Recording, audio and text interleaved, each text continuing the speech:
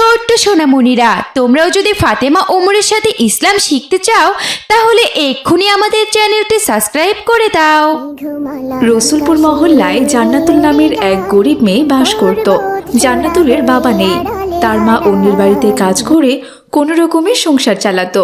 জান্নাতুলের একটি ছোট ভাইও আছে, তার নাম সাইম। সাইম জান্নাতুল দুজনে স্কুলে পড়ে। আজ ছিল ক্লাস 5-এর বার্ষিক পরীক্ষার রেজাল্ট। জান্নাতুল ক্লাসে প্রথম হয়েছে। তার মেধায় খুশি হয়ে স্কুল থেকে তাকে উপহার দেওয়া হলো 12টি নতুন খাতা ও কলম। খাতা কলমগুলো হাতে পেয়ে জান্নাতুলের মুখে খুশির ঝিলিক ছড়িয়ে পড়ল। জান্নাতুল এসে খাতাগুলো নিয়ে খুশি মনে বাড়িতে চলে গেল। আসসালামু আলাইকুম মা। ওয়ালাইকুম আসসালাম। মা, আমি এবার স্কুলে ক্লাস 5-এর বার্ষিক পরীক্ষায় প্রথম হয়েছি। এজন্য স্কুলের পক্ষ থেকে আমাকে 12টি খাতা ও কলম উপহার দিয়েছে। এই দেখো। খুব ভালো হবে রে মা, তবে এই খাতা কলমগুলো তুই তোর ভাই সাইমকে দিয়ে দে। কে? তুমি এসব কি বলছো মা? খাতা কলম ভাইকে দিয়ে দিলে আমি কি করে লিখবো? জান্নাতুল মা, তোর আর পড়াশোনা করতে হবে না রে মা। তুই পড়লে তোর ভাইটা আর পড়তে পারবে না। আমি তোদের দুজনের খরচ একসাথে চালাতে পারবো না রে মা। তাই আমি ঠিক করেছি শুধু তোর ভাই পড়াশোনা করবে। আর তুই তো মেয়ে মানুষ, বিয়ে হলে শ্বশুর বাড়িতে চলে যাবে, তখন না হয় তোর একটা ঠিকানা হবে। কিন্তু তোর ভাই, তার দিকটা কে দেখবে বলতো? মা, তুমি এমন কথা কিভাবে বলতে পারলে? আমারও তো স্বপ্ন আছে মা, পড়াশোনা করার স্বপ্ন। আমি তোমার কাছে টাকা চাইবো না, কষ্ট করে পড়াশোনা চালাবো।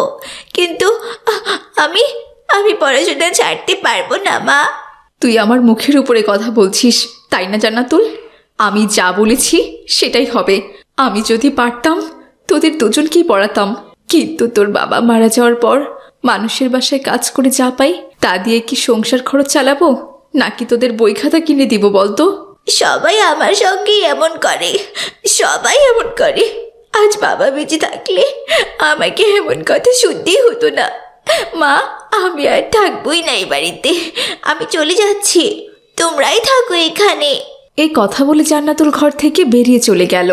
যাস না মা জান্নাতুল, দাঁড়া দাঁড়া বলছি। সকাল থেকে না খেয়ে আছিস, কিছু মুখে দে না মা। আমার লাগবে না খাওয়া দাওয়া। যে বাড়িতে আমার কোনো মূল্য নেই সে বাড়িতে আমি এক মুহূর্তও থাকবো না। মেয়েটা তো রাগ করে চলে গেল, এখন ওকে বোঝাবে কে? আমার কি আর সেই সক্ষমতা আছে নাকি 2 ভাই বোনকে একসাথে পড়াশোনা করাবো? হে আল্লাহ, আমার মেয়েটাকে তুমি সঠিক বুঝ দাও, ওকে তুমি নিরাপদে রেখো। এদিকে জান্নাতুল হাঁটতে হাঁটতে এক বড় গাছের নিচে গিয়ে বসে পড়ল। চোখের পানি আর থামছেই না তার। হে আল্লাহ, তুমি কেন আমাদের এত গরিব করে পাঠালে? গরিবের কি কোনো স্বপ্ন থাকার অধিকার নেই?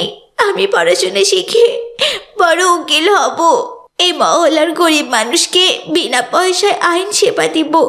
তুমি কি আমার সেই স্বপ্ন পূরণ হতে দেবে না আল্লাহ? তুমি কি আমাকে একটা পথ দেখাবে না? ঠিক তখনই ওই পথ দিয়ে যাচ্ছিলেন আব্দুল্লাহ স্যার। জান্নাতুলের কান্না আর কথা শুনে থমকে দাঁড়ালেন। ধীরে ধীরে এগিয়ে এসে বললেন, কি হয়েছে জান্নাতুল? তুমি এখানে একা বসে এভাবে কাঁদছো কেন মা? আজ তো তোমার জীবনের খুশির দিন। তুমি বার্ষিক পরীক্ষায় প্রথম হয়েছো, এত বড় সাফল্য। তোমার মতো মেধাবী ছাত্রী এই স্কুলে আর নেই, তাহলে তোমার চোখে অশ্রু কেন মা? স্যার, গরিবদের যে কোনো স্বাদ আহ্লাদ নেই। বার্ষিক পরীক্ষায় প্রথম হয়ে আমার লাভ কি হলো বলুন তো? আমার মা আজ বলে দিয়েছে আমাকে আর পড়াশোনাই করাবে না। কি বলো জান্নাতুল? তুমি এত ভালো ছাত্রী, আর তোমার মা কিনা তোমাকে পড়াশোনা করাবে না? আমাদের কি আর সেই সামর্থ্য আছে স্যার বলুন তো? আপনি তো জানেন আমার বাবা মারা গেছেন। মা মানুষের বাড়িতে কাজ করে কোনো রকমে আমাদের সংসারটা চালায়। একসাথে 2 ভাই বোনের পড়াশোনার খরচ জোগাতে পারে না। আর তাছাড়াও আমি তো মেয়ে মানুষ, বিয়ে হলে অন্যের বাড়িতে চলে যাব। তাই আমার মা সিদ্ধান্ত নিয়েছে শুধু আমার ভাইকেই পড়াশোনা করাবে, আমাকে না।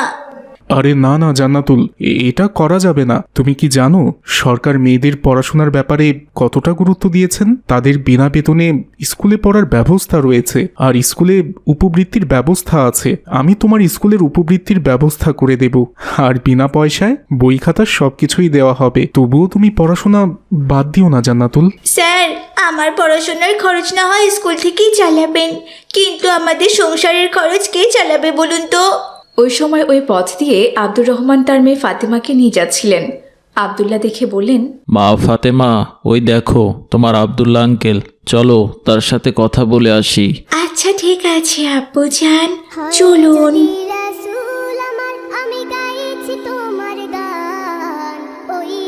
আসসালামু আলাইকুম ভাই আব্দুল্লাহ। ওয়ালাইকুম আসসালাম। আরে আব্দুর রহমান ভাই যে, কতদিন পর তোমার সাথে দেখা হলো। কেমন আছো ভাই? আলহামদুলিল্লাহ, অনেক ভালো আছি ভাই। তা তুমি কেমন আছো? আমিও ভালো আছি। এই স্কুল আর বাড়ি নিয়েই কোনো রকম দিন কেটে যাচ্ছে। তা এটা তোমার মেয়ে নাকি? হ্যাঁ ভাই, এ আমার মেয়ে ফাতেমা, মাদ্রাসায় পড়াশোনা করছে। মাদ্রাসা থেকে ওকে বাড়ি নিয়ে যাচ্ছিলাম। বাহ, খুব সুন্দর তো তোমার মেয়ে। তা কেমন আছো মা?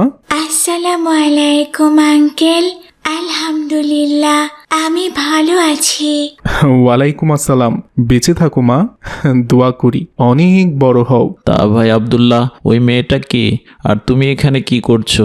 ভাই আব্দুর রহমান, এ হচ্ছে জান্নাতুল।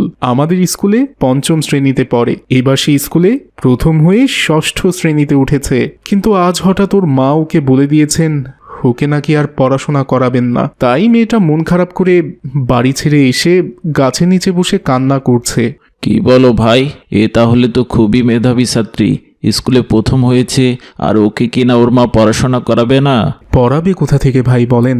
কিছুদিন আগেই ওর বাবা অ্যাক্সিডেন্ট করে মারা গেছে, আর ওর একটা ছোট ভাইও আছে। তাই ওর মা সিদ্ধান্ত নিয়েছে ছেলেকে পড়াশোনা করাবে, মেয়েকে না। কারণ মেয়েরা তো স্বামীর বাড়িতে চলে যাবে, আর ছেলেরা পড়াশোনা করলে আয় রোজগার করে মাকে দেখবে। এসব কি কথা ভাই? পড়াশোনার জন্য ছেলে মেয়ের কোনো বিভেদ নেই। পর্দার সহিত থেকে সবাই পড়াশোনা করতে পারে, আর জ্ঞান অর্জন করা কখনোই খারাপ কাজ নয়। আমাদের হজরত মোহাম্মদ সাল্লাল্লাহু আলাইহি নিজে বলেছেন, তোমরা জ্ঞান অর্জন করার জন্য প্রয়োজনে চীন দেশে যাও। ইসলাম কখনোই জ্ঞান অর্জনে বাধা দেয়নি। তা ঠিক বলেছ ভাই, কিন্তু যেহেতু ওর বাবা নেই, সংসারটা চালাতেই হিমশিম খাচ্ছে ওরা।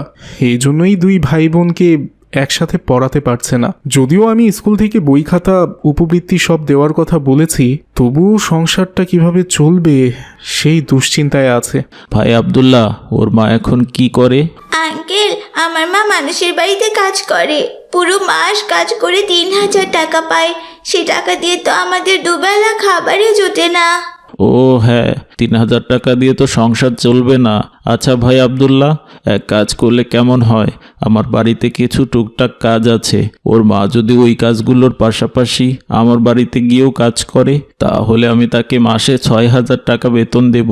আশা করি 6000 আর 3000, 9000 টাকা দিয়ে ওদের সংসারটা ভালোভাবেই চলবে। তাই আব্দুর রহমান ভাই, এইটা তো খুবই ভালো কথা। আচ্ছা ঠিক আছে, চলো সবাই এখন জান্নাতুলদের বাড়িতে যাই। ওর মাকে সব কিছু বুঝিয়ে বলবো, তাহলে অবশ্যই জান্নাতুল আবারও পড়াশোনা করতে পারবে। সবার এমন কথা শুনে জান্নাতুলও খুশি হলো। তারপর সবাই মিলে তারা জান্নাতুলদের বাড়িতে গেল, আর জান্নাতুলদের বাড়িতে গিয়ে সমস্ত কথা জান্নাতুলের মাকে খুলে বলল। ভাবি, আমরা বুঝি আপনার সংসার চালাতে খুবই কষ্ট হচ্ছে, কিন্তু জান্নাতুল খুবই ভালো ছাত্রী। ওকে যদি আপনি পড়াশোনা করাতে পারেন, তাহলে দেখবেন এই মেয়েই আপনার একদিন দুঃখ ঘুচিয়ে দিবে।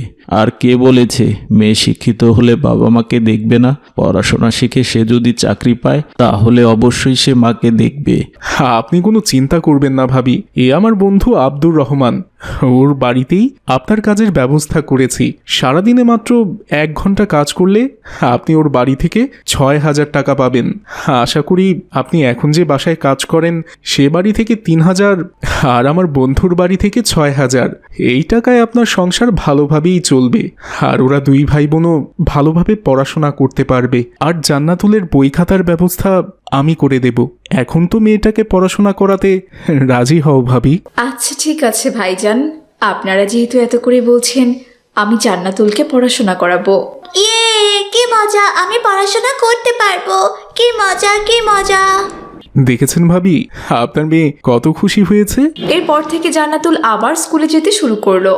এভাবেই বছর গড়ালো। জান্নাতুলের পরিশ্রম যেন থামছেই না। প্রতিটি ক্লাসে প্রথম হয়ে সে যেন পুরো মহল্লার গর্ব হয়ে উঠল। একদিন, মা জান্নাতুল, তোর রেজাল্ট দেখে মানুষ বলে এই মেয়ে একদিন বড় কিছু হবে। মা হিসেবে দোয়া করি মা, তুই যেন আরো উঁচুতে উঠিস। মা, তোমার কষ্ট, তোমার দোয়া এই দুটোই আমাকে এগিয়ে নিয়ে গেছে। কয়েক বছর পর জান্নাতুল, একটা সুখবর আছে। দেশের সেরা বিশ্ববিদ্যালয়ে আইন বিভাগে তুমি ভর্তির সুযোগ পেয়েছো। আলহামদুলিল্লাহ, আল্লাহ তোমার প্রতি রহম করেছে। আঙ্কেল, ছোটবেলায় কেউ বিশ্বাস করেনি আমি এত দূর যেতে পারবো। আপনারা দুজনেই আমার পথের আলো ছিলেন। আমি কখনোই ভুলবো না আপনাদের। সময় গড়াতে গড়াতে জান্নাতুল কঠোর পরিশ্রমে আইন পড়া শেষ করলো। তারপর একদিন আপু আপু, মস্ত বড় সুখবর আছে। তুমি যে সরকারি উকিল হওয়ার জন্য ভাইবা দিয়েছিলে, সেই লিস্টে প্রথম নাম তোমার এসেছে। আলহামদুলিল্লাহ সাইম, আজ মনে হচ্ছে আমার সব সংগ্রামের দাম আমি পেয়ে গেছি। সেদিন সন্ধ্যায় জান্নাতুল, আমি মানুষজনকে বলতে বলতে ক্লান্ত হয়ে গেছি মা। হ্যাঁ, আমার মেয়ে এখন উকিল। তুই আমার গর্ব রে মা। আমার আশীর্বাদ সব সময় তোর জন্য আছে। মা, তুমি আর কাঁদবে না কিন্তু। এখন থেকে তোমার জীবনে শুধু সুখ থাকবে, বুঝেছো? তোমার কষ্টের প্রতিটা ফোঁটা ঘাম আমি সুখ দিয়ে ফিরিয়ে দেব। আপু, তুমি যদি এত বড় হও তাহলে আমি কেন পারবো না? দেখে নিও, আমিও একদিন তোমার মতো বড় হব। অবশ্যই পারবি ভাই, তুই আমার চেয়েও বড় হবি। মাকে নিয়ে নতুন স্বপ্ন দেখবি, আর আমি সবসময় তোর পাশে আছি। তো দেখলে তো বন্ধুরা, মেয়েকে সুযোগ দিলে সে শুধু নিজের নয়, পুরো পরিবারের ভাগ্য বদলে দিতে পারে।